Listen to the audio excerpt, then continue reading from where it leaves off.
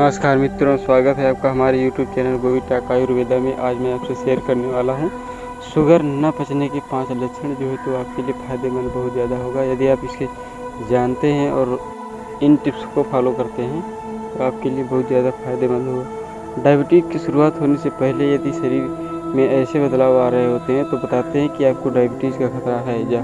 जी हाँ, एक दिन में कभी किसी को कोई बीमारी नहीं होती, भले ही लोगों को पता न चले, लेकिन किसी को बीमारी से पहले शरीर में बदलाव शुरू हो जाते हैं। ऐसा ही कुछ डायबिटीज़ के साथ भी है। डायबिटीज़ से पहले शरीर में कई बदलाव आने लगते हैं जो कि शुगर न पचने के लक्षण होते हैं। ये जानते हैं 5 लक्षण कौन कौन से हैं जिनसे हमें डायबिटीज़ होने का खतरा रहता है। शरीर में शुगर न पचने का एक लक्षण है मीठे की क्रेविंग का बढ़ जाना।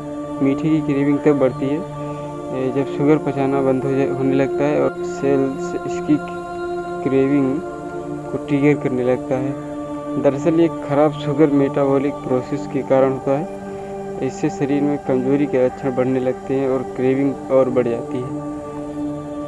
दरअसल थकान रहने से आपको भी डायबिटीज़ हो सकती है। यदि दिन भर आप स्ट्रेस में रहते हैं, थकान में रहते हैं, तो भी आपको डायबिटीज़ की समस्या हो सकती है। थकान रहना भी लो शुगर मेटाबॉलिज्म का लक्षण है। दरअसल शरीर में शुगर पचना जब कम हो जाता है तो ये थकान का कारण बनने लगता है। दरअसल जब आप सो रहे हों तो आपका शरीर शुगर पर चल रहा होता है और उसे पचा रहा होता है, लेकिन जैसे कि आप उठते हैं और काम करने लगते हैं तो शुगर इस्तेमाल हो जाता है और इसी कमी सिरदर्द, थकान और पसीने का कारण बनता है। और पेट में जो चमड़ी है वो उसे बैली फैट यदि कहते हैं, तो बैली फैट यदि आपके शरीर में बैली फैट है तो भी आपको डायबिटीज़ की समस्या हो सकती है। नहीं भी हो सकती है, लेकिन हो भी सकती है। एक बार कहा जाए तो बैली फैट का बढ़ना शरीर में शुगर ना पचने का एक लक्षण होता है।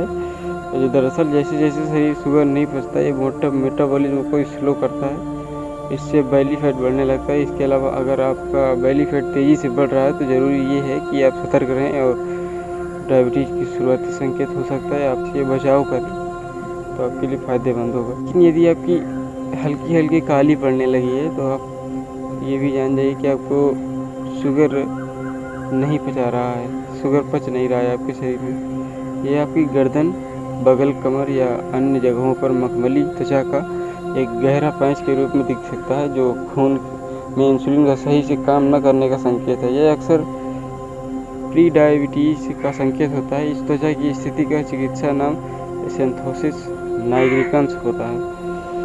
यदि आपको हमेशा या 2-3 महीने में या हफ्ता में 2 या 3 बार बार इन्फेक्शन होता है तो भी आप डायबिटीज़ के मरीज हो सकते हैं। डायबिटीज़ वाले लोगों में संक्रमण का खतरा अधिक क्यों होता है? क्योंकि दरअसल शरीर जब शुगर पचाना बंद कर देता है तो शुगर का लेवल बढ़ जाता है। ये इम्यूनिटी कमज़ोर करने लगता है और फिर शरीर जल्दी कमज़ोर पड़ने लगता है। फिर इन्फेक्शन का खतरा बढ़ जाता है और आप तुरंत संक्रमित हो जाते हैं। ये और संक्रमण के कारण आप बीमार भी हो सकते हैं। तो यानी डायबिटीज़ को नियंत्रण में करने के लिए आप आयुर्वेदिक और घरेलू उपचार में आप ये कर सकते हैं कि जामुन और दालचीनी, मेथी और ऐसी कई चीज़ों को शामिल कर सकते हैं, जिससे कि आपको डायबिटीज़ में कमी होती है और आप उसमें सहायता मिलती है आपको। और बिना दवाई के कैसे डायबिटीज़ को किया जा सकता है तो बता देते हैं आपको। हेल्थ डिस्क डायबिटीज़ यानी कि एक बीमारी जो है, इसका जड़ से ख़त्म नहीं किया जा सकता है।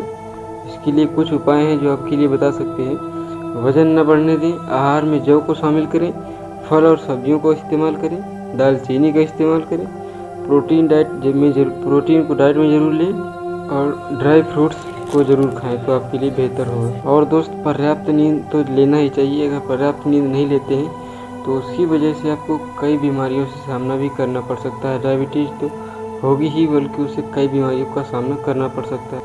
और दोस्त, यदि आप चाय का सेवन करते हैं तो उससे भी ब्लड शुगर का लेवल बढ़ जाता है और आप डायबिटीज़ के पेशेंट हो जाते हैं। शुगर कंट्रोल में करना आपके लिए मुश्किल हो जाता है तो आप चाय का कम से कम इस्तेमाल करें तो आपके लिए ही फ़ायदेमंद होगा।